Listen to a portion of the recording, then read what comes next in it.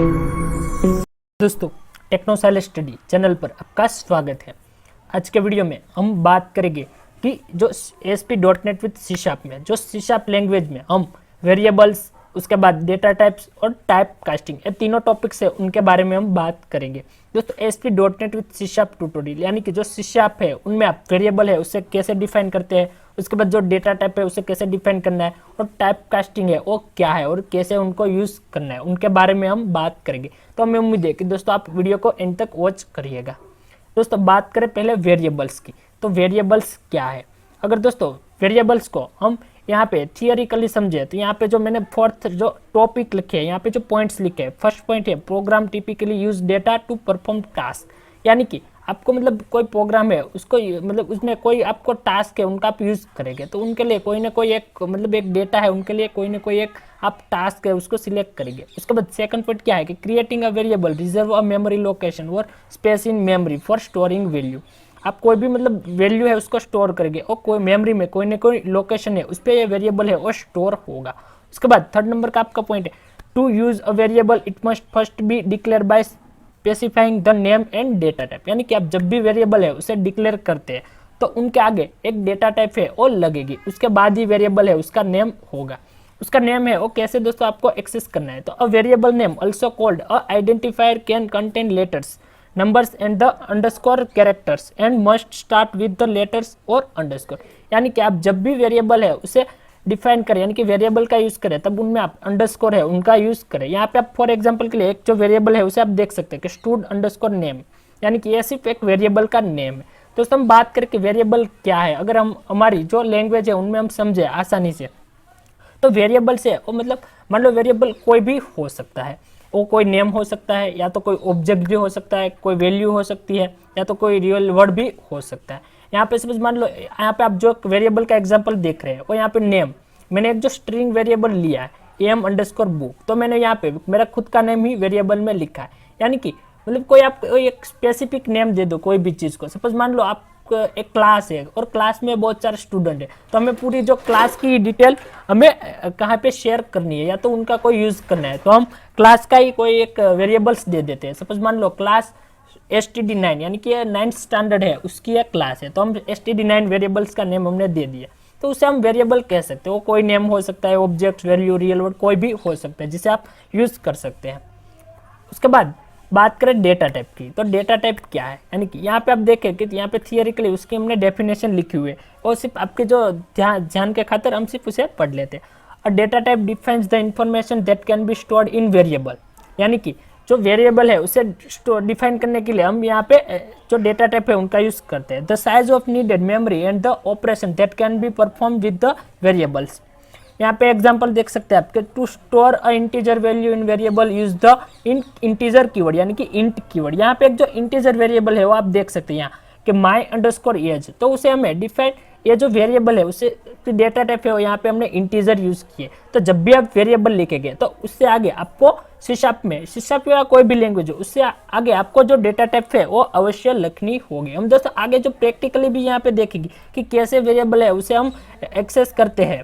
यहाँ पे आप देख सकते हैं the code about declare a variable name my age of the type integer, यानी कि इंट का मतलब इसका फुल फॉर्म है इंटीजर डेटा टाइप, वो 8 बिट लेती है। उसके बाद हम डेटा टाइप्स की दोस्तों बात करें तो उससे पहले यहाँ पे आप जो आप स्ट्रिंग वेरिएबल देख सकते हैं और एक यहाँ पे जो इंटीजर वेरिएबल है वो देख सकते हैं। जो इंटीजर यहाँ पे आप देख सकते हैं कि वेरिएबल को हम जैसे असाइन करते हैं तो उसकी वैल्यू हमें वहाँ पे असाइन करनी होगी। अगर दोस्तों आप वैल्यू असाइन भी नहीं करेंगे तब भी ये वेरिएबल रहेगा, लेकिन यहाँ पे एक फिक्स हो गया कि माई अंडरस्कोर एज है, माई अंडरस्कोर एज नाम के वेरिएबल के अंदर 21 है वो स्टोर हो चुका है। उसके बाद यहाँ पे सेकंड ऑब्जेक्ट जो एग्जाम्पल है वो भी आप देख सकते हैं स्ट्रिंग माई अंडरस्कोर नेम, तो यहाँ पे जो माई अंडरस्कोर नेम है उसके अंदर एक जो स्ट्रिंग है वो स्टोर है और जेएस नाम की जो 6 कैरेक्टर की जो एक स्ट्रिंग है वो वहाँ पे स्टोर हो चुकी है मेमोरी में, तो वो हमें ये रिप्रेजेंट करता है। उसे हम प्रैक्टिकली भी आगे देखेंगे तो आप आसानी से उसे दोस्तों समझ पाएंगे।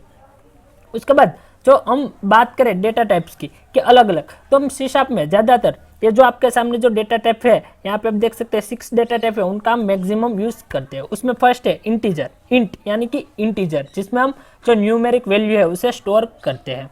उसके बाद यहाँ पे फ्लोट यानी कि फ्लोटिंग पॉइंट वैल्यू, जो पॉइंटिंग वाली वैल्यू है। सपोज मान लो 3 पाई की वैल्यू अगर हम कहीं पे मतलब उसे एक्सेस कर रहे हैं तो वहाँ पे 3.14 हो गया, जो फ्लोटिंग पॉइंट वैल्यू, उसके लिए हम फ्लोटिंग का यूज़ करते हैं डेटा टाइप का।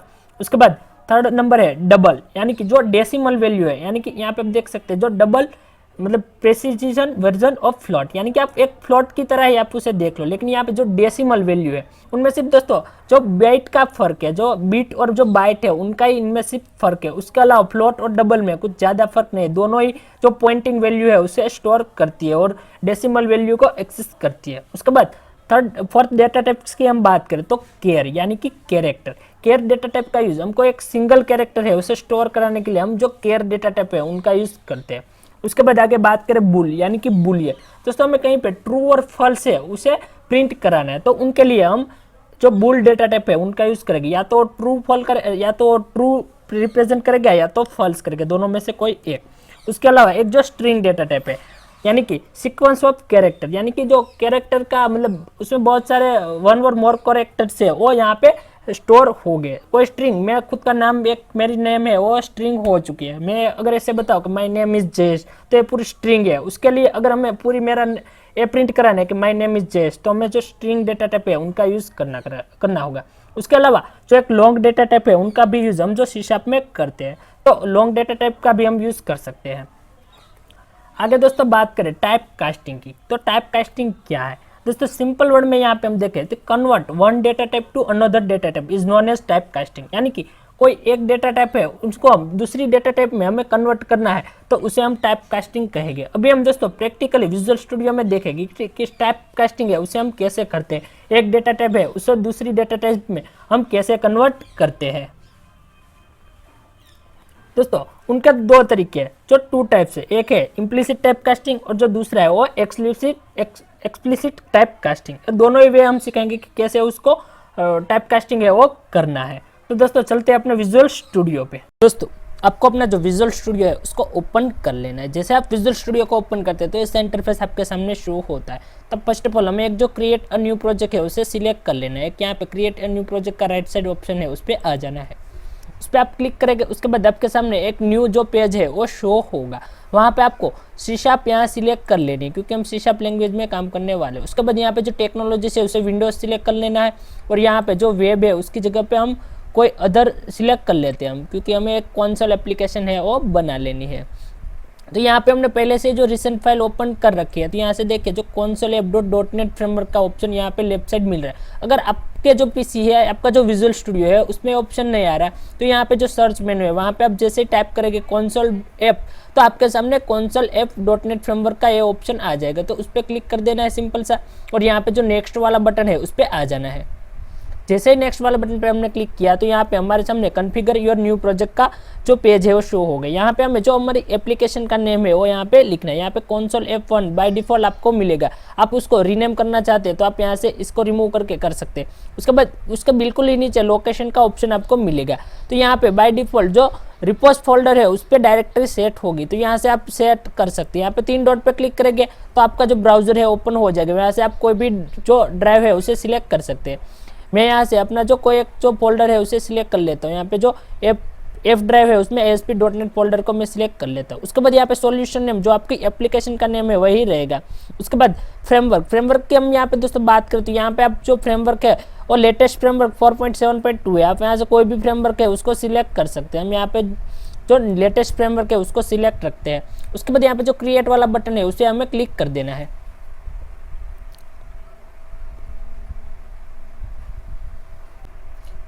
यहाँ पे देखिए जो हमारे सामने यहाँ पे जो console ऐप है वो ओपन हो चुकी है। यहाँ पे आप देखें तो आपके सामने एक पेज जो program.cs का एक जो क्लास है वो बाय डिफ़ॉल्ट मिलेगा आपको। तो यहाँ पे नेम स्पेस की हम बात करते हैं, यहाँ पे console F1 उसमें हम जो आगे के वीडियो में हम डिटेल में नेम स्पेस के बारे में सीखेंगे। उससे पहले यहाँ पे जो कुछ हेडर फाइल है using.system, यानी कि जो पूरे जो कोड होती है वो सिस्टम के अंदर होती है और हम सिस्टम के जितने भी जो मतलब लाइब्रेरी से उसे हम यूज़ कर पाएंगे। उसके बाद ये सारी जो हेडर फाइल है उसके बिल्कुल नीचे एक प्रोग्राम का क्लास बना हुआ है। हम जो भी कोडिंग करेंगे और दोस्तों ये जो प्रोग्राम वाला क्लास है उसके अंदर ही करेंगे। दोस्तों आपको नहीं पता है कि क्लास क्या है। दोस्तों क्लास एक ब्लूप्रिंट आप उसे एक टेम्पलेट कह सकते हो, क्योंकि उसके अंदर जो डेटा है वो स्टोर होता है, मतलब जो बहुत सा जो डेटा है उनके कुछ एट्रीब्यूट्स है, कुछ बिहेवियर से, वो सारा डेटा है वो क्लास के अंदर हम स्टोर करते हैं, तो उसे हम क्लास बोलते हैं। वो कोई ऑब्जेक्ट भी हो सकता है, मतलब हम किसी का भी नेम है उसको हम क्लास में ले सकते हैं, कोई भी रियल वर्ड है उसे भी हम ले सकते हैं। यहाँ पे जो क्लास में आप कोई भी नेम दे सकते हो क्लास का। उसके बाद बिल्कुल क्लास के अंदर एक आपको जो मेन फंक्शन, जो मेन है, जो मेथड है वो मिलेगी, स्टैटिक मेन, अथवा तो आप स्टैटिक वॉइड मेन भी इसे कह सकते हैं। तो ये हमारा मेन फंक्शन रहेगा। हम जो भी कोड करते हैं, जो रन कराते हैं, वो सारे हम जो मेन फंक्शन है उसके अंदर ही कराते हैं। तो हम दोस्तों हमें मेन फंक्शन के अंदर ही हमें कोडिंग करनी है। तो फर्स्ट ऑफ ऑल हम बात करेंगे वेरिएबल्स की, कि दोस्तों जो C# है उसके अंदर हम वेरिएबल है उसे कैसे डिफाइन करते हैं, यानी कि कैसे एक्सेस करते हैं। तो हमने पहले देखा कि जो हमें कोई भी वेरिएबल हो उसे हम अंडरस्कोर का नेम देते हैं। सपोज मान लो मुझे वेरिएबल का नेम देना है, यहाँ पे मेरा खुद का नेम, तो मैं यहाँ पे दूंगा नेम अंडरस्कोर जयेश।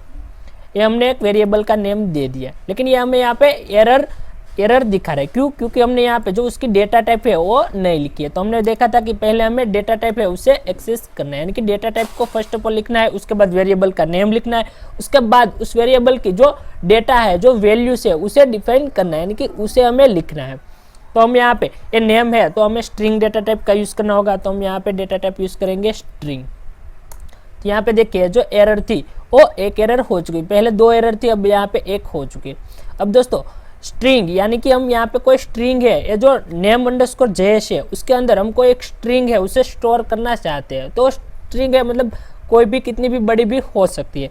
तो यहाँ पे हम इक्वल टू करेंगे, उसके बाद डबल इन्वर्टेड कोमा। दोस्तों स्ट्रिंग कोई भी आप लिखेंगे तब आपको डबल इन्वर्टेड कोमा है उसके अंदर ही स्ट्रिंग लिखनी है। हम यहाँ पे स्ट्रिंग लिख देते my name is Jayesh, my name is Jayesh. उसके बाद हम यहाँ पे सपोज मान लो हम यहाँ पे आगे मतलब कोई टैब देना चाहते हैं, तो यहाँ पे /t, उसके बाद मैं लिख लेता हूँ I am a web developer. उसके बाद यहाँ पे हमने सेमीकोलन कर दिया। तो हमने दोस्तों यहाँ पे एक जो स्ट्रिंग है उसे हमें जो नेम अंडरस्कोर जयेश के अंदर हमने लिखी, ये जो आप स्ट्रिंग देख सकते हैं। अब दोस्तों हम स्ट्रिंग है उसे हम प्रिंट कराना चाहते हैं, अगर हम इसे ये वेरिएबल है उसे हम प्रिंट कराएं तो यहाँ पे हमें एक लिखना पड़ेगा console dot read line, sorry दोस्तों यहाँ पे कंसोल डॉट रीड लाइन। दोस्तों हमें कोई भी मतलब मेन फंक्शन में C# में प्रिंट कराने के लिए हम कंसोल डॉट रीड लाइन है उसका यूज़ हम करते हैं। अब दोस्तों हम अगर इसे प्रिंट कराना चाहते हैं तो यहाँ पे console dot right line, console dot right line, और जो हमारा वेरिएबल का नेम है नेम अंडरस्कोर जयेश, और लास्ट में सेमीकोलन कर देते हैं। यहाँ पे सेव करके उसे हम रन करते हैं।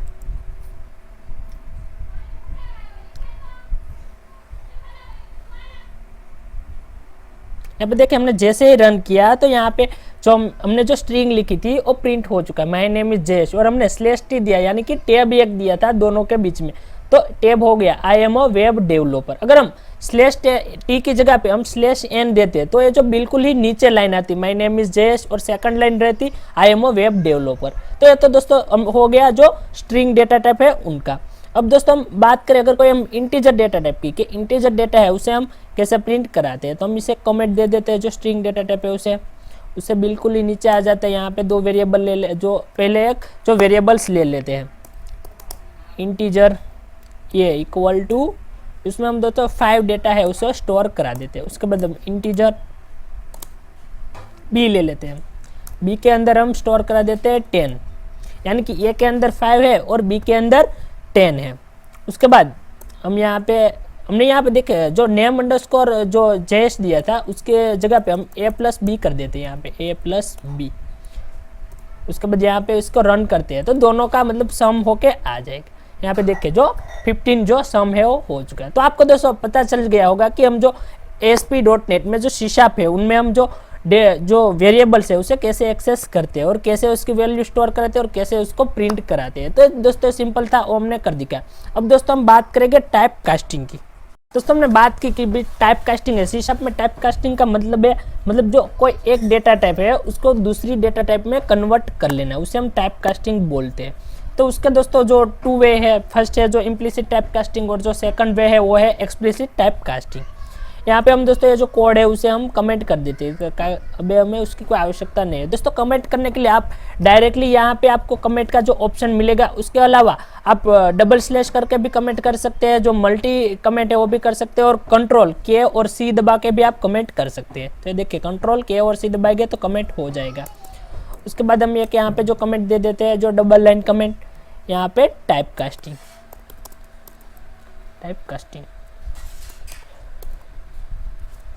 उसके बाद हम टाइप कास्टिंग की दोस्तों बात करें तो सी शार्प में हम इंटीजर टू फ्लोट, इंटीजर का हम फ्लोट में टाइप कास्टिंग कर सकते हैं, और फ्लोट टू डबल में कर सकते हैं हम, और डबल टू कैरेक्टर में हम टाइप कास्टिंग कर सकते हैं, और कैरेक्टर टू स्ट्रिंग। तो दोस्तों हम इंटीजर, कोई अगर हमारे पास इंटीजर वैल्यू है तो उसे हम फ्लोट में है वो कन्वर्ट कर सकते हैं। अगर हमारे पास फ्लोट वैल्यू है तो हम उसे डबल में भी कन्वर्ट कर सकते हैं। डबल वैल्यू है तो उसे हम कैरेक्टर में कन्वर्ट कर सकते हैं, और कैरेक्टर वैल्यू है तो उसे हम स्ट्रिंग में कन्वर्ट कर सकते हैं। लेकिन दोस्तों ऐसा कभी नहीं होगा कि जो डबल वैल्यू है उसे हम इंटीजर में प्रिंट कराए, तो ऐसा करना मतलब हो सकता है, लेकिन डायरेक्टली टाइप कास्टिंग से नहीं होगा। अगर दोस्तों हम कोई टाइप कास्टिंग करें, हम यहाँ पे देखिए कोई वेरिएबल ले ले, सपोज मान लो हम स्ट्रिंग का वेरिएबल ले ले, स्ट्रिंग नेम इक्वल टू कोई भी हम यहाँ पे नेम ले लेते हैं, यहाँ पे नेम प्रिंट करें जेश, सॉरी यहाँ पे सिर्फ मतलब जो स्ट्रिंग और एक तो डायरेक्टली वैल्यू ही कोई ले लेते हैं, तो स्ट्रिंग ए, ओके। उसके बाद स्ट्रिंग ए हो चुका है। अब हम इसे ए इक्वल टू यहाँ पे हम करा देते हैं इक्वल टू 10, चलो स्ट्रिंग। अभी यहाँ पे एरर प्रिंट करेंगे, क्योंकि यह जो हमने ये बता रहा है कि आपने जो इंटीजर वैल्यू यहाँ पे स्टोर कराया है, लेकिन आपने डेटा टाइप है वो स्ट्रिंग का यूज़ किया है। तो अब यहाँ पे हमें console dot right line, okay. उसके बाद यहाँ पे enter your roll number, okay. उसके बाद यहाँ पे हम एक जो स्ट्रिंग ले लेते हैं, स्ट्रिंग इक्वल, यहाँ पे string equal to console dot read line, और यहाँ पे console dot read line directly. उसके बाद यहाँ पे कंसोल डॉट राइट लाइन, यहाँ पे convert dot to integer 32 bits, और यहाँ पे हमें प्रिंट करा देना है। यहाँ पे हम कोई स्ट्रिंग वैल्यू हमने ले ली थी, यहाँ पे ए, इसे हम कमेंट कर देते हैं। तो यहाँ पे हम ए को प्रिंट करा देते हैं ये। उसके बाद लास्ट में सेमीकोलन कर दिया। तो यहाँ पे देखिए जो हमारी जो एरर्स आ रही थी वो एरर से वो रिमूव हो चुकी है। यहाँ पे हमने जो कन्वर्ट डॉट टू इंटीजर करके हमने जो डेटा टाइप है उसके जो स्ट्रिंग डेटा है उसका इंटीजर में हमने कन्वर्ट कर दिया। अब दोस्तों हम इसे प्रिंट कराएंगे, जैसे हम रन करेंगे तो यहाँ पे देखिए जो एंटर योर रोल नंबर, यहाँ पे आप कोई इंटीजर वैल्यू है उसे आपको एंटर करने देंगे। यहाँ पे देखिए जो 56 है वो हो चुकी है। तो दोस्तों ऐसे आप जो टाइप कास्टिंग है उसे कर सकते हैं, कन्वर्ट डॉट टू इंटीजर करके आप मतलब जो स्ट्रिंग में भी कन्वर्ट कर सकते हैं, उसके बाद जो फ्लोट वैल्यू में भी कन्वर्ट कर सकते हैं। तो वैसे हमने जैसे बताया कि integer to float, float to double, double to char, char to string है, वैसे आप जो डेटा टाइप है उसको जो कन्वर्ट कर सकते हैं। दोस्तों आपको ऐसा लग रहा है क्या एक ही तरीका है, लेकिन दोस्तों एक तरीका नहीं है, ऐसे बहुत से तरीके हैं जिससे आप जो टाइप कास्टिंग है उसे कन्वर्ट कर सकते हैं। आप इंटीजर डॉट पार्स लेके भी आप जो टाइप कास्टिंग है वो कर सकते हैं। उसके अलावा आप जो स्ट्रिंग है उनका जो कुछ जो फंक्शन है उसको आप यूज़ करके भी आप टाइप कास्टिंग है उसे कर सकते हैं। लेकिन दोस्तों ज़्यादातर कन्वर्ट डॉट टू वाला जो ऑप्शन है उसे ज़्यादातर लोग है उसे सिलेक्ट करते हैं। तो दोस्तों हमें उम्मीद है कि आपको वीडियो पसंद आएगा। दोस्तों आपको वीडियो पसंद आया तो वीडियो को लाइक करो, शेयर करो और कमेंट करो। और अभी तक आपने हमारे चैनल टेक्नो स्टाइल स्टडी को सब्सक्राइब नहीं किया है तो प्लीज़ दोस्तों हमारे चैनल टेक्नो स्टाइल स्टडी को सब्सक्राइब कर दीजिएगा और बेल आइकन के बटन को प्रेस कर दीजिएगा, ताकि जब भी न्यू वीडियो अपलोड हो तो उसकी नोटिफिकेशन बहुत ही जल्द आपको मिल जाए। दोस्तों बहुत जल्द मिलेंगे एक न्यू वीडियो में एक न्यू टॉपिक के साथ। थैंक यू दोस्तों, धन्यवाद दोस्तों।